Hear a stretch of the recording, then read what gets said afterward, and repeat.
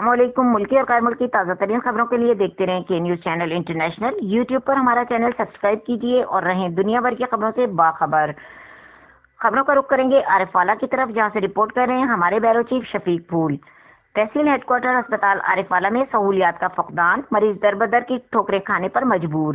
T H Q اسپتال عارف والا میں قائم ڈائلیسس سینٹر میں میڈیسن کی عدم دستیابی کی بدولت مریضوں کو دشواری کا سامنا۔